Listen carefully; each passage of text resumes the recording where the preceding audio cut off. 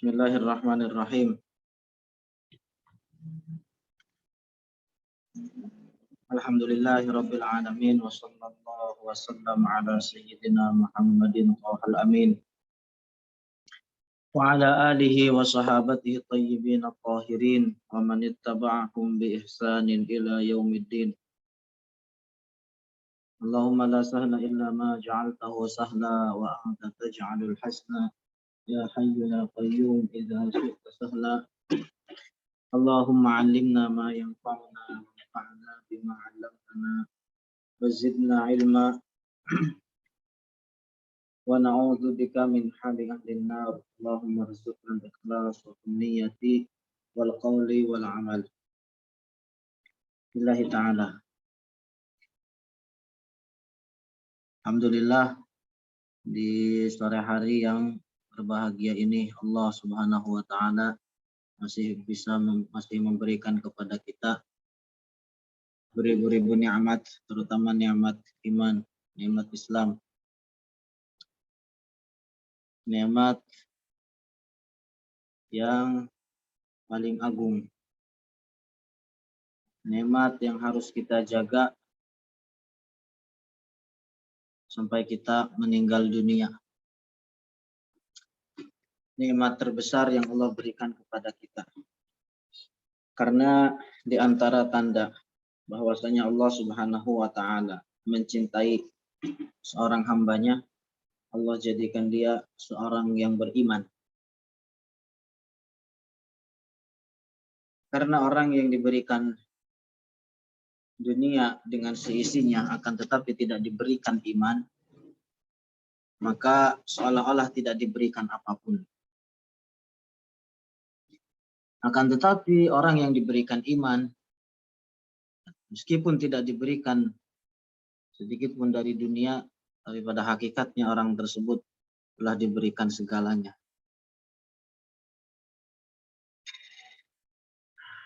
Kemudian patut kita syukuri bahwasanya Allah Subhanahu wa taala masih memberikan taufik kepada kita untuk melakukan berbagai macam bentuk ketaatan, di antaranya adalah menuntut ilmu agama.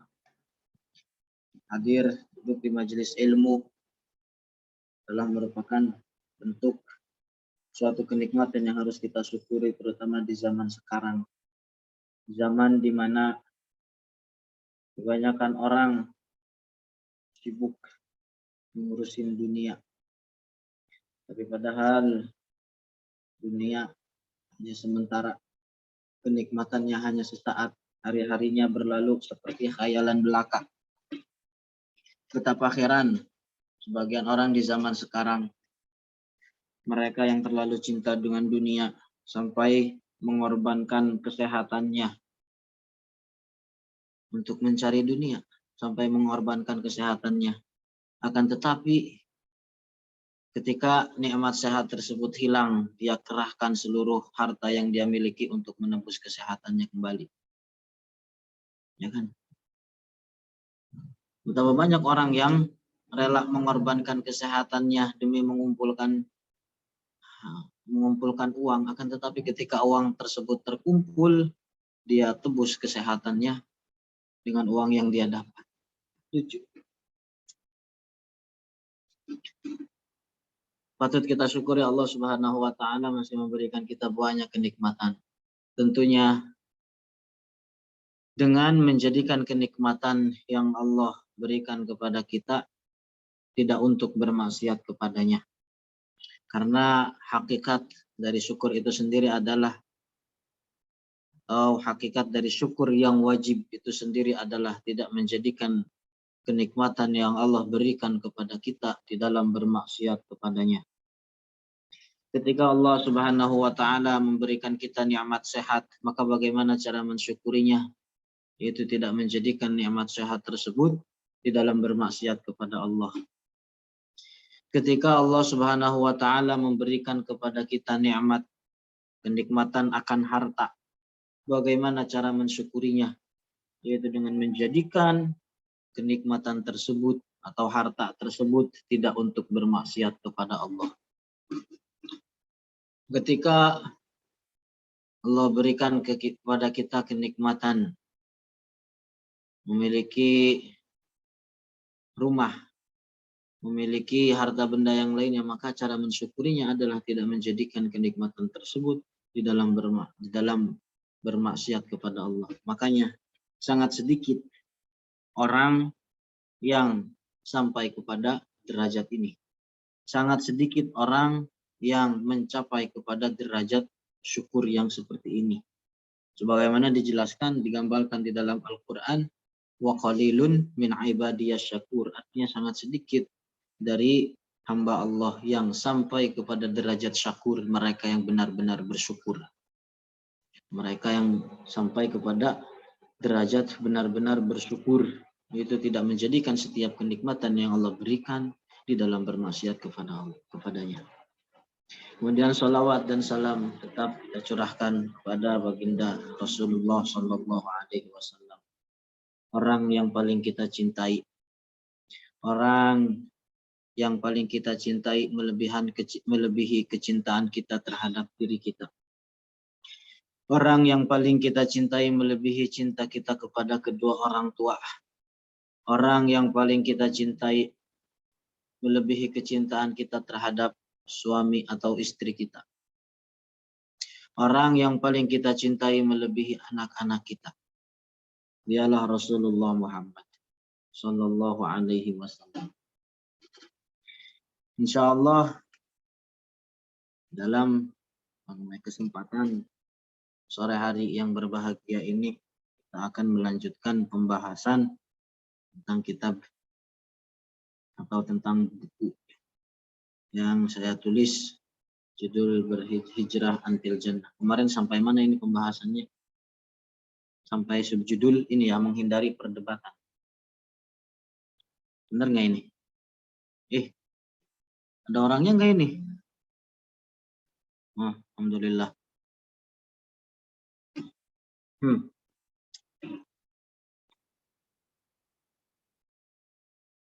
Dalam sebuah hadis Rasulullah Shallallahu Alaihi Wasallam bersabda, Innallaha yubghidu kulla ja'dhariyyin jawad, sakhabun bil aswaqi, jifatun bil lail, himarun bin nahar, arifun bi amri dunya, jahilun bi amril akhirah. Sesungguhnya Allah membenci orang-orang dengan kriteria sebagai berikut. Yang pertama adalah ja'dhariyun jawad. Mereka yang al-jamu' al-manu, yang senantiasa menumpuk-numpuk harta. Tidak peduli dari mana dia mengambil harta. Apakah dari jalan yang dihalalkan atau yang diharamkan. Tidak peduli lagi dari mana dia mengambil, dari jalan yang hak ataupun yang batil. Yang penting dia dapat harta, tidak peduli halal haram, tidak peduli baik buruk. Yang penting dia mendapatkan harta. Tujuan dari ini adalah untuk at-tarafu 'alan nas, berbangga diri atau berlaga sombong di hadapan manusia. Ini kriteria yang pertama. Sungguhnya Allah membenci orang yang seperti itu. Kemudian ja'dhariyyin jawad, sakhabun bil aswaq. Di siang hari di pasar-pasar dia eksis, mobile, kemari ke sana kemari. Paling eksis muter-muter terus ke sana kemari, paling eksis. Akan tetapi apa? Jifatun bil lail. Di malam hari dia laksana bangkai, tidak pernah bangun untuk mengerjakan sholat, tidak pernah bangun untuk bermunajat, tidak pernah bangun untuk berdoa, tidak pernah bangun untuk mengerjakan amalan-amalan kebaikan yang lainnya. Di malam hari dia laksana bangkai. Himarun bin nahar, akan tetapi di siang harinya dia seperti seekor keledai. himarun bin nahar. Di siang harinya laksana seekor keledai. Dia sibuk mencari makan, dia sibuk ngurusin nafsu perut, dia sibuk ngurusin nafsu di bawah perut. Di siang harinya dia laksana seekor keledai. Arifun bi amrid dunya, jahilun bi amril akhirah. Dia paling paham terhadap urusan dunia. Dia paling mengerti terhadap perkara dunia, akan tetapi apa terhadap urusan agama, terhadap urusan akhirat, dia paling bodoh. Betapa banyak orang di zaman sekarang yang keadaannya digambarkan seperti hadis ini. Betapa banyak kaum milenial di zaman sekarang yang keadaannya seperti digambarkan di dalam hadis ini. Karena faktor utama dari itu semua adalah jauhnya dari ilmu agama. Jauhnya dari ilmu agama. Selain dituntut kaum milenial di zaman sekarang untuk senantiasa hadir upgrade kualitas dengan meminta, dengan menuntut akan tambahan ilmu agama, juga dituntut dari orang tua, dari keluarga untuk senantiasa memberikan dorongan dan motivasi terhadap anak-anak, terhadap generasi muda kaum milenial untuk senantiasa meminta tambahan akan ilmu agama. Terutama mereka yang memiliki anak kecil, ditanamkan dalam momentum Maulid Nabi seperti ini, masih di bulan Rabiul Awal. Coba masih ditanamkan kepada anak-anak sejak dini, anak-anak yang masih kecil sejak dini, bagaimana cara mencintai Rasulullah. Bahwa Rasulullah adalah orang yang paling dicintai melebihi siapapun. Saya yakin di zaman sekarang anak-anak, terutama kaum milenial, mereka lebih apal pemain bola ketimbang sahabat al-asyarah al-mubasysyirin bil jannah. Mereka lebih apal artis-artis K-pop dibandingkan nasabnya Rasulullah. Sampai di mana kita zaman sekarang? Makanya terutama peran ibu selaku madrasah pertama bagi anak itu memiliki peran penting. Karena kualitas seorang anak itu bisa dilihat dari bagaimana kualitas seorang ibunya. Bisa dilihat dari bagaimana kualitas seorang ibunya, karena ibu adalah merupakan madrasah pertama bagi anak. Kalau seandainya dari kecil seorang anak dicekokin bagaimana atau dicekokin tentang akidah yang benar, maka pemahaman-pemahaman golongan di luar ahli sunnah tidak akan laku ketika dirinya beranjak dewasa. Kalau seandainya dari kecil sudah ditanamkan tentang akidah tanzih, maka mereka tidak akan terdoktrin sama sekali dengan akidah-akidah yang menyalahi akidah ahli sunnah, akidah tasbih versi Wahabi dan seterusnya. Ini.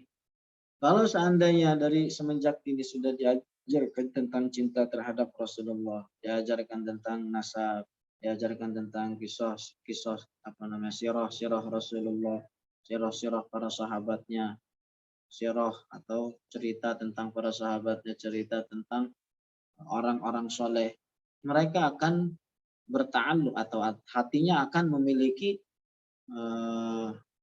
kecintaan terhadap mereka. Akan memiliki kecintaan terhadap mereka. Tetapi sangat disayangkan kebanyakan orang di zaman sekarang tidak seperti itu.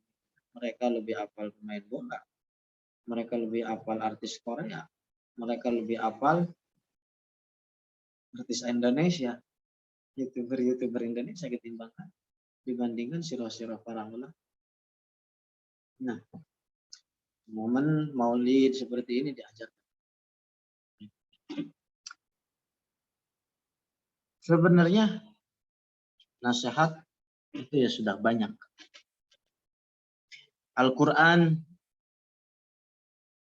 selaku orang yang beriman sudah cukup untuk menjadikan nasihat sebagai untuk cukup sebagai nasihat, untuk menjadi peringatan, untuk menjadi nasihat dirinya, untuk mencucurkan air matanya selama hidup.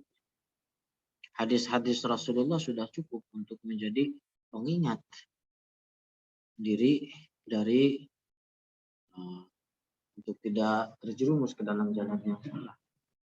Akan tetapi orang yang di dalam dirinya tidak ada kesadaran, akan tetapi orang yang di dalam hatinya tidak memiliki kesadaran untuk mendengarkan nasihat, maka sebanyak apapun siapapun yang menyampaikan nasihat, maka tidak akan pernah manfaat nasihat tersebut.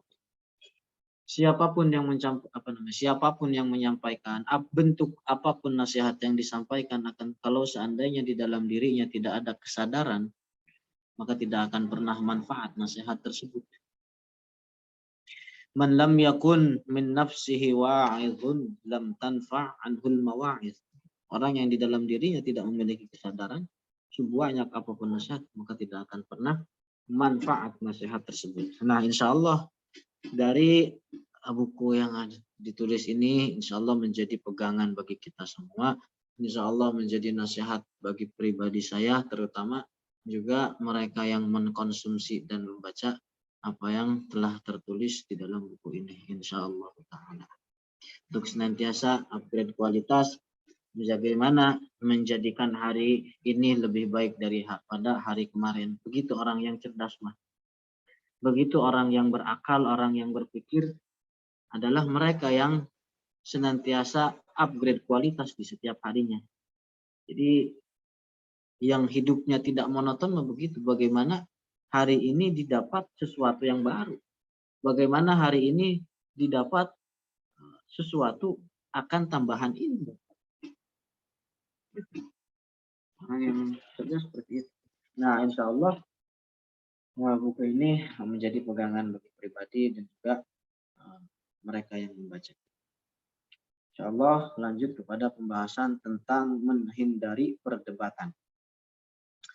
Di dalam Al-Quran Allah Subhanahu wa Ta'ala berfirman, wa kanal insanu aktsaru syai'in jadala, dan adalah manusia itu paling banyak membantah.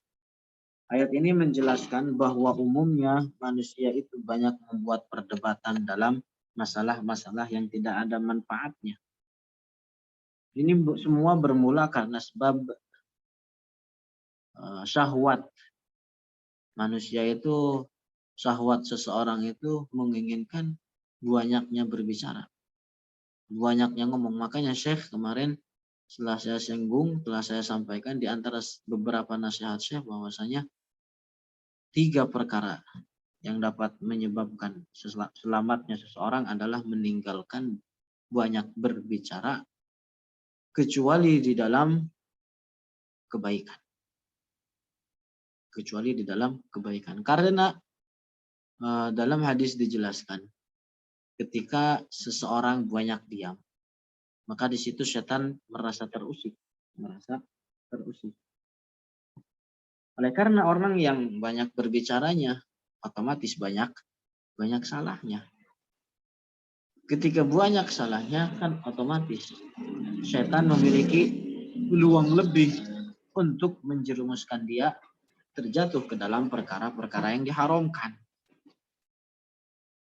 Setan lebih lagi memiliki peluang juga untuk menjatuhkan orang yang banyak berbicara ke dalam perbuatan-perbuatan atau perkataan-perkataan yang mengeluarkan seseorang dari agama Islam.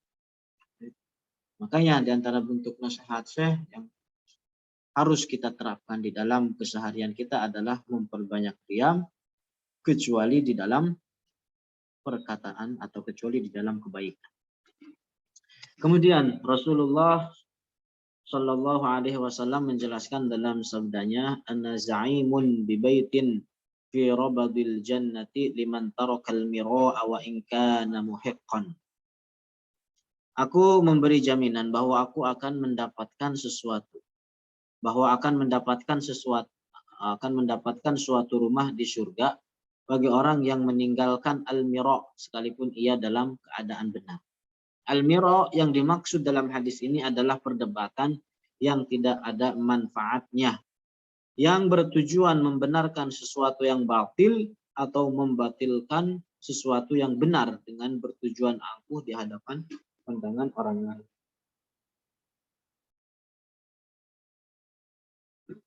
Nah, ini adalah sikap tercela yang tidak disukai Allah Subhanahu wa taala. Maka hendaknya kita pahami bahwa al-mira semacam ini, artinya perdebatan yang bertujuan untuk membatilkan sesuatu yang hak atau menghakkan, membenarkan sesuatu yang batil adalah dapat menyebabkan atau berindikasi beberapa perkara. Di antaranya adalah menimbulkan penyakit hati yang merusak pergaulan dengan sesama. Jadi banyaknya perdebatan bisa menimbulkan penyakit hati yang merusak pergaulan dengan sesama. Kemudian memicu, yang kedua adalah memicu perdebatan. Kemudian yang ketiga adalah merusak persahabatan yang telah dibangun. Karena saking banyaknya perdebatan, hal ini bisa merusak persahabatan, ikatan persahabatan, pertemanan yang telah terjalin. Memecah tali silaturahim, termasuk terjatuh dalam ucapan yang tidak mengandung manfaat atau bahkan lebih terjatuh dalam perbuatan maksiat. Nah, makanya hendaknya kita senantiasa mengingat bahwa di antara tanda-tanda keteguhan seseorang di dalam imannya adalah bila ia meninggalkan perkataan-perkataan yang tidak ada manfaat di dalam. Artinya dia memperbanyak diam kecuali dalam kebaikan. Juga senantiasa ingat bahwa di antara apa yang dicatatkan dalam suhuf Nabi Ibrahim adalah hendaklah seorang manusia menjaga lidahnya dari mengucapkan perkataan yang tidak ada manfaat di dalamnya. Dan hendaklah ia hanya mengucapkan kata-kata yang bermanfaat bagi agamanya. Nah, lemah lembut dan memaafkan.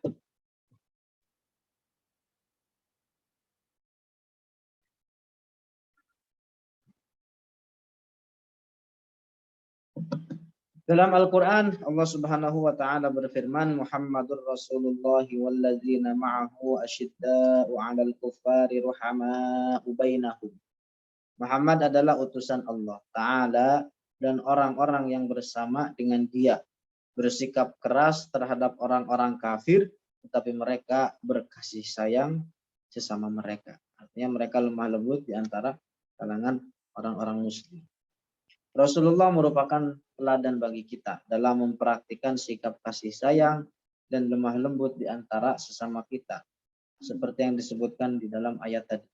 Demikian pula para sahabat Rasulullah yang merupakan teladan bagi seluruh umat Islam dalam berkasih sayang terhadap sesama mukmin lainnya. Rasulullah yang dekat dengan orang-orang miskin dan sangat mencintai mereka. Rasulullah yang mencintai orang-orang miskin dan sangat mencintai mereka. Sebagaimana perihal ini diwasiatkan oleh Rasulullah kepada sahabat Abu Dzar.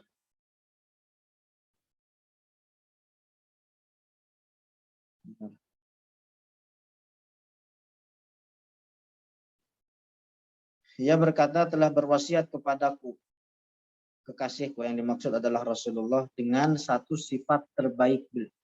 Dengan satu sifat terbaik. Beliau berwasiat untuk mencintai orang-orang miskin dan senantiasa dekat dengan mereka. Jadi di antara bentuk wasiat Rasulullah terhadap sahabatnya Abu Dzar, hendaknya Rasulullah berwasiat kepada dia untuk senantiasa mencintai orang-orang miskin dan senantiasa dekat dengan mereka. Nah, di antara bentuk kasih sayang Rasulullah kepada orang-orang mukmin, saya jadi teringat bagaimana ini cerita Syekh Tariq Laham sendiri yang menceritakan tentang pentingnya tentang pentingnya follow up, tentang pentingnya mutaba'ah. Kalau bahasa kerennya mah follow up gitu ya. Jadi suatu ketika Syekh Tariq Laham kan ngimamin sholat 5 waktu di masjid Burj Abi Haidar. masjidnya Jamiah. Nah, ada dari jemaahnya, jadi bukan begitu Syekh Nizar yang. Jadi diceritakan oleh Syekh Tariq Laham tentang Syekh Nizar ini. Syekh Nizar kan ngimamin di Masjid Burj Abu Haridar. Syekh Nizar itu kalau kalau ngimamin, setiap orang yang berdiri di belakang shopnya itu tahu. Si fulan berdirinya di sini tahu, si fulan berdirinya di sini tahu, si fulan berdirinya di sini tahu. Terus jadi letak berdirinya di dalam bermakmum belakang Syekh Nizar itu Syekh Nizar tahu siapa yang berdiri di sini, siapa yang. Nah, ada di antara salah satu jemaah yang biasa datang kemudian zuhur tidak datang. Ditanyain kemana fulan? Kok nggak ada, nggak ikut jemaah? Ada yang jawab. Datang masuk sholat asar, ditanya lagi, Mas Nizar di mana? Di mana si fulan? Nggak datang lagi. Kemudian datang maghrib, di mana fulan? Nggak datang lagi. Akhirnya apa? Syekh Tariq Laham disuruh Syekh Nizar. Suruh Syekh Nizar untuk datang ke rumahnya. Dicari rumahnya sama Syekh Tariq, kemudian didapatin bahwa orang tersebut tinggal di dalam rumah yang sempit. Kemudian apa yang didapatin? Bahwa orang tersebut didapatin sudah meninggal dunia. Didapatin sudah meninggal dunia tanpa ada yang mengetahui. Disitulah Nizar disuruh memandikan, Syekh Tariq disuruh memandikan, mengkafani dan mengkuburkan malam itu juga. Ini cerita kata Syekh Tariq, saya pertama kali di situ nguburin, ngapain mayit, mandiin seorang mayit. Itu bagaimana istilahnya Syekh Abdullah mengajarkan murid-muridnya sampai kepada batas yang seperti ini terhadap tentang follow up, tentang pentingnya terhadap berwasiat terhadap untuk saling mencintai sama kita sama dengan mereka yang orang-orang miskin. Bahkan lebih hebatnya lagi kalau di Lebanon itu kan sekarang ceritanya lagi krisis moneter. Tapi Syekh Husam itu sering menguatkan kepada kita. Syekh Husam itu sering menguatkan kepada jemaah-jemaahnya untuk istilahnya gotong bahu membahu. Jadi istilahnya dari jemaah kita jangan sampai ada yang merasa kelaparan. Jangan sampai ada yang merasa kekurangan. Jadi mereka yang memiliki kelebihan bahu-membahu menolong terhadap mereka yang kekurangan. Sampai kepada batasan seperti itu. Nah, terus di antara bentuk kasih sayang Rasulullah kepada orang-orang mukmin, beliau mencari kabar tentang para sahabatnya ketika beliau tidak melihatnya. Itu di antara bentuk perhatian Rasulullah. Jadi saya mendapatin dari dari murid-muridnya, dari guru-guru kita apa yang tercermin di dalam perlakuan Rasulullah ini. Jadi kalau muridnya hilang satu, ditanyain kemana si fulan. Kalau enggak jemaah, ditanyain kemana si fulan. Takutnya kenapa-napa orang tersebut. Takutnya butuh bantuan, kan bisa dibantu kalau ditanya seperti itu. Takutnya terjadi apa-apa, kan bisa ditolong. Beliau Rasulullah mengajarkan kepada kita bahwa beliau senantiasa mencari kabar tentang para sahabatnya ketika beliau tidak melihatnya. Bahkan suatu waktu sampai berita kepada beliau tentang kematian seorang mukmin yang asing bagi Rasulullah. Orang mukmin tersebut asing, sahabat tersebut asing, orang mukmin tersebut asing dari keluarganya dan juga seorang yang fakir, udah fakir, asing lagi di hadapan Rasul. Para sahabat mengkuburkannya tanpa sepengetahuan Rasulullah. Maka Rasulullah apa yang terjadi? Beliau mendatangi makam orang asing tersebut dan mensolatkan di atas makamnya, di atas kuburannya. Maka sesungguhnya di antara perkara pokok yang sangat mendasar agar kita diterima oleh semua kalangan adalah bergaul dengan sifat lembut, sabar, dan memaafkan atas kesalahan mereka. Itu oleh karena kemarin telah kita singgung bahwa akhlakul karimah atau akhlak yang mulia itu ungkapan dari 3 perkara. Yang pertama adalah sabar ketika disakitin. Yang kedua adalah tidak membalas keburukan orang lain dengan keburukan yang lain. Dan yang ketiga adalah memaafkan atas kesalahan orang lain. Maka ketika seseorang telah nyaman di hatinya dan senang bergaul dengan kita, maka akan sangat mudah bagi mereka untuk mendengar apa yang akan kita ucapkan. Jadi kita telah memiliki kuncinya untuk masuk ke dalam hati mereka.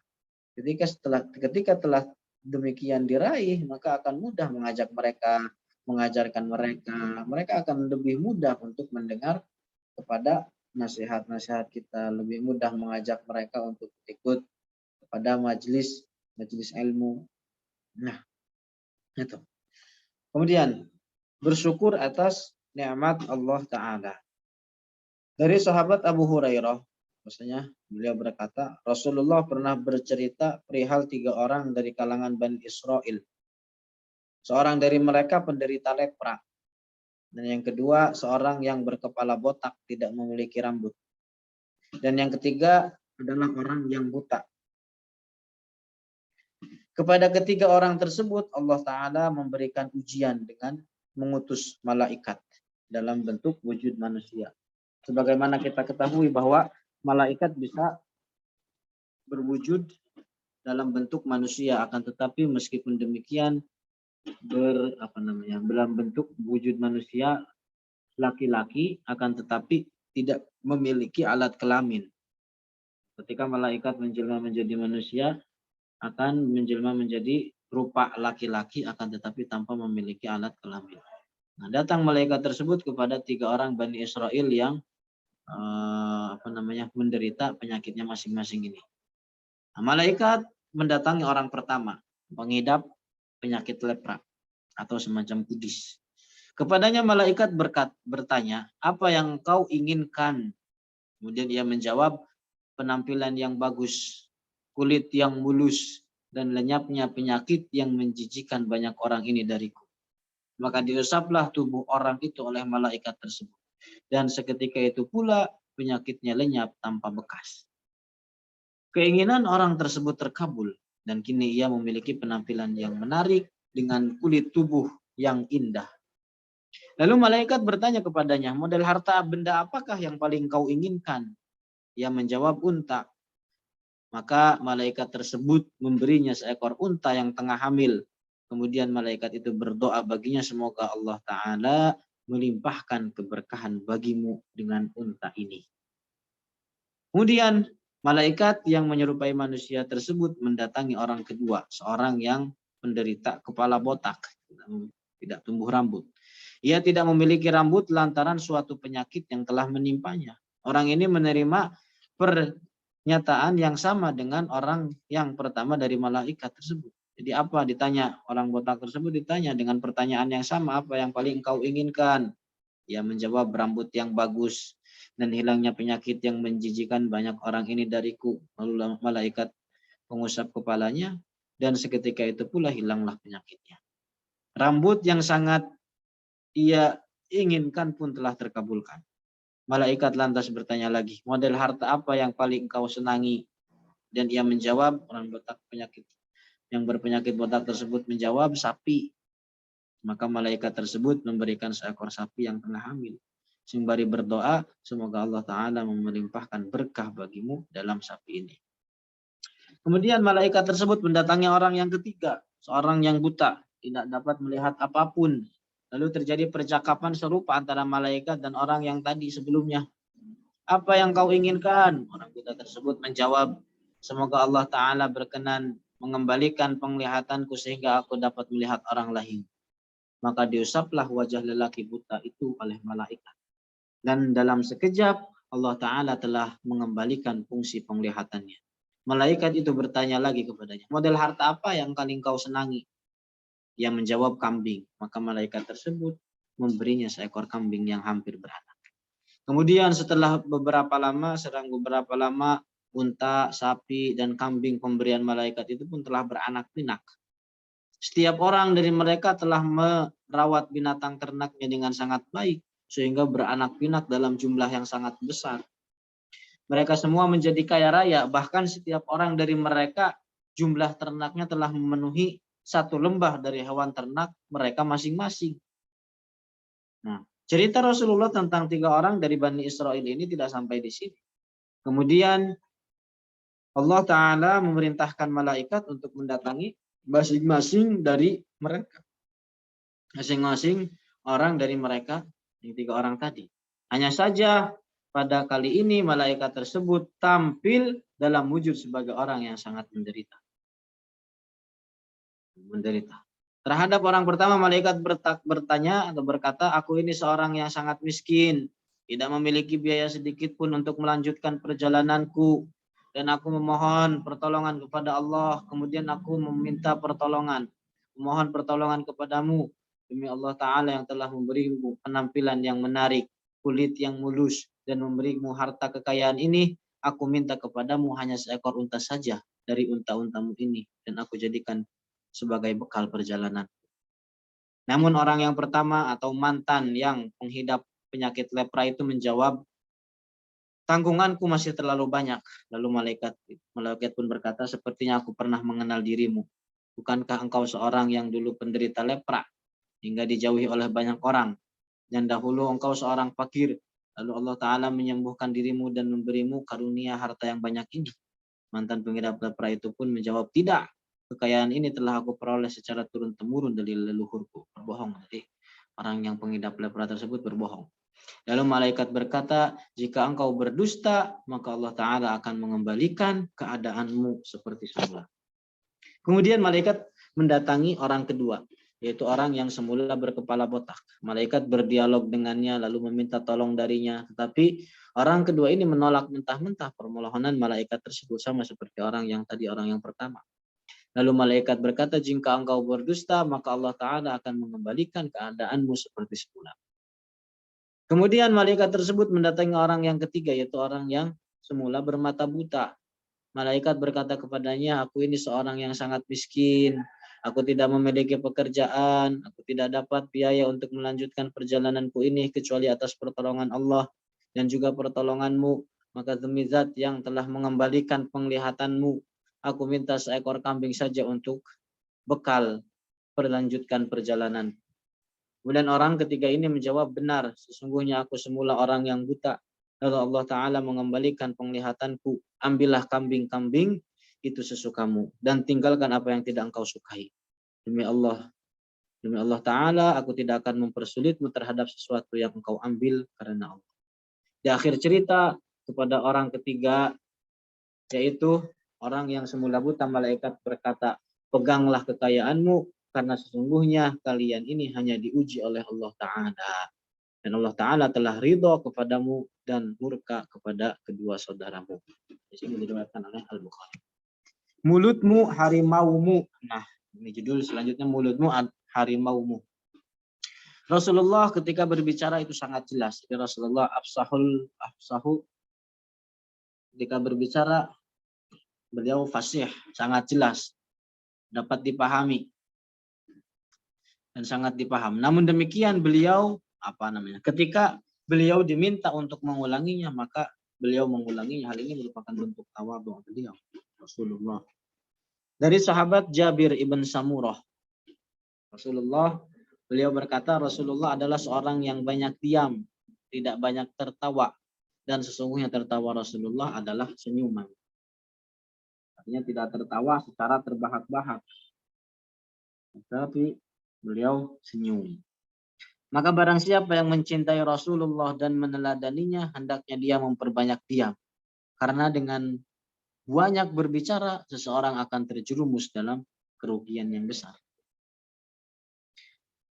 Ketika seseorang banyak berbicara, maka akan banyak pula salahnya. Ini konsekuensi orang yang banyak berbicara adalah akan juga banyak salahnya. Dan kesalahan itu ada kalanya sebagai suatu maksiat atau bisa jadi suatu kekufuran. Lebih parahnya lagi.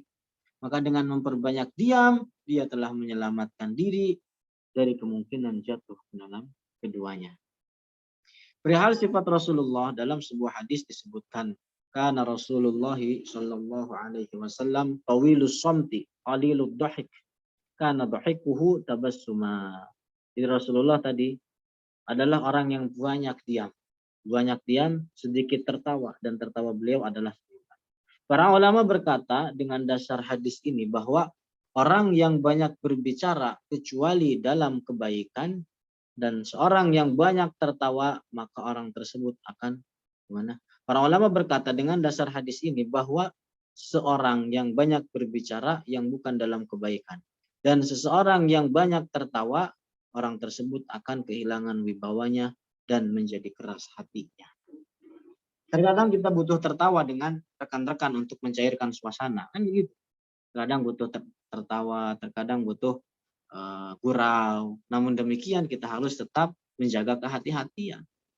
Harus tetap menjaga kehati-hatian, tidak sampai melampaui batasan yang telah digariskan oleh syariat. Nah, makanya sedikit berbicara yang kecuali dalam kebaikan adalah sesuatu yang diperintahkan dalam agama kita. Karena demikian itu dapat menolong seseorang dalam urusan agamanya. Artinya dengan demikian ia mendapat kebaikan. Oleh karena syaitan itu tidak suka terhadap orang yang banyak diam. Dan sangat senang terhadap orang yang banyak berbicara. Karena dengan banyak bicara, syaitan berusaha untuk menjatuhkannya dalam kesalahan dan maksiat. Orang yang banyak bicara bukan, makanya itu di dalam apa namanya, di dalam masyhur atau ada lauh apa namanya, ada tulisan di rumah saya gitu yang al-mahdudu inda ulama tauhid malahu hajjun, dan di akhir perkataan tersebut, di akhir tulisan tersebut, jadi semacam di rumahnya saya itu tertulis semacam papan tulis begitu ukuran besar, tertuliskan ini al-mahdud. Jadi setiap orang yang masuk ke rumah saya, pertama ke rumahnya saya masuk, akan diajarkan apa yang tertulis di dalam papan tulis tersebut. Di akhir kalimat dijelaskan qala ba'dul masyayikh alaika bitulis somti ya sahibal hija litaslama fid dunya wa yaumil qiyamah. Hendaknya engkau memperbanyak diam wahai orang yang berakal, wahai orang yang cerdas. Tujuannya palitas selama di dunia agar engkau selamat di dunia dan juga di akhirat. Nah, oleh karena seseorang yang banyak berbicara, lanjut, bukan dalam perkataan yang baik. Seandainya tidak terjatuh dalam maksiat. Nah, seandainya orang kan banyak bicara. Tapi dia selamat dari terjatuh dalam perbuatan maksiat. Setidaknya dengan demikian ia hanya akan membuang waktunya saja dengan sia-sia. Sekalipun jadi perkataan omongannya banyak omong, tapi dalam perkataan yang mubah, tidak mengandung unsur maksiat, tapi dengan demikian orang tersebut juga telah membuang-buang waktu dengan sia-sia. Dan lebih parahnya ada sebagian orang jatuh karena ke dalam kekufuran karena sebab banyak berbicara, walayatubillah. Dan lebih parahnya lagi bahkan dia bisa saja tidak menyadari akan hal itu. Makanya dengan demikian hendaknya seorang yang mempergunakan lidahnya hanya untuk mengucapkan kata-kata yang baik, maka hendaknya seorang yang mempergunakan lidahnya untuk mengucapkan kata-kata yang baik, kata-kata yang layak dan sesuai dengan keadaan dirinya, dipenuhi dengan akhlak dan kelembutan. Bisa memberikan manfaat, dan tentunya itu semua harus didasari dengan niat yang ikhlas. Tidak semestinya kita membuang waktu yang berharga dalam sibuk dengan perkataan yang tidak ada manfaatnya. Al-waqtu kadzahab, begitu kata Syekh. Illam tasrifhu fi ta'atillahi dhahab. Jadi waktu itu kadzahab, seperti emas. Illam tasrifhu fi ta'atillahi dhahab. Kalau seandainya tidak disalurkan, tidak digunakan untuk di dalam mengerjakan ketaatannya, jadi maka zahab akan hilang, akan pergi begitu saja. Akan pergi begitu saja. Rasulullah Shallallahu Alaihi Wasallam bersabda, ni'matani maghbubun fihima kasirun minan nas. As-sihhatu wal faragh. Ada dua kenikmatan yang sering dilupakan oleh banyak orang. Ada dua kenikmatan yang sering dilupakan oleh banyak orang. Yang pertama adalah nikmat sehat. Dan yang kedua adalah nikmat waktu luang. Waktu yang kosong, waktu yang luang. Merupakan kenikmatan. Setelah datang kesibukan, disitulah orang baru sadar. Makanya saya sering bilang, ij'al likulli waqtin amalan tajidu barakatal waqt. Orang sekarang di zaman sekarang ngerasa dalam hari-harinya itu cepet banget hari kok berlalu ya. Pagi udah nyampe sore lagi, ngapain aja? Ngapa-ngapain. Seolah-olah hari cepat sekali berlalu tanpa disadari. Dia ditanya ngapain aja, udah ngapain aja, nggak tahu ngapain. Tahu-tahu udah hilang aja hari. Makanya untuk mendapat keberkahan waktu itu ij'al likulli waqtin amalan. Jadikanlah di dalam waktu-waktu kita ini adalah adanya suatu amal, suatu kebaikan. Maka disitulah seseorang akan mendapatkan keberkahan waktu. Bayangkan bagaimana kok para ulama salaf terdahulu ada yang menghatamkan Al-Quran di antara waktu Isya dan subuh. Bagaimana ada di antara mereka yang menghatamkan Al-Quran di antara salat maghrib dan Isya. Kecuali Allah jadikan mereka di dalam waktunya ada keberkahan. Ada keberkahan. Ini nikmat waktu luang itu merupakan suatu kenikmatan. Maka jangan biarkan lepas begitu saja tanpa mengerjakan suatu kebaikan. Tanpa melakukan sesuatu ketaatan. Nah, sebagian para ulama sufi telah berkata, waktu adalah di antara perkara yang sangat berharga bagi seseorang. Maka hendaklah ia mempergunakan hanya dalam suatu yang paling berharga pula, yaitu ibadah kepada Allah. Sebagian ulama lainnya berkata, waktu yang luang itu laksana pedang. Jika engkau tidak mengaturnya dan menggunakannya dalam kebaikan, maka berarti engkau akan mempergunakannya di dalam keburukan. Jadi jika engkau tidak mengaturnya dan menggunakannya dalam kebaikan, laksana pedang. Jika engkau tidak mengaturnya dan menggunakannya dalam kebaikan, maka berarti engkau akan mempergunakannya dalam kebaikan. Waktu muda, waktu luang, dan berlimpahnya harta benda dan kekayaan adalah salah satu pintu utama dalam kehancuran dan kerugian besar bagi kebanyakan orang. Maka hendaknya kita menjaga diri kita dalam mempergunakan 3 perkara ini supaya terhindar dari kerugian yang besar.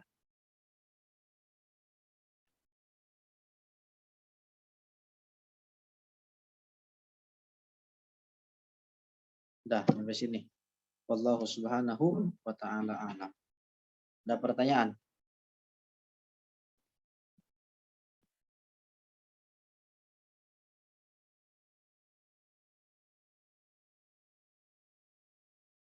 Sepi. Orangnya pada tidur semua ini.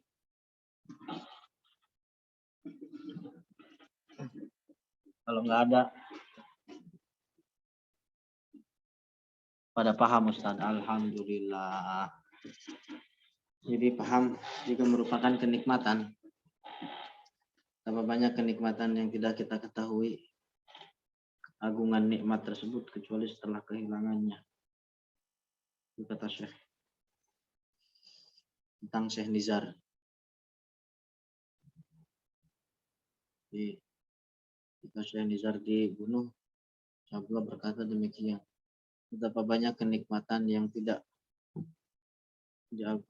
kita ketahui, kenikmatan, keagungan nikmat tersebut kecuali setelah kehilangannya.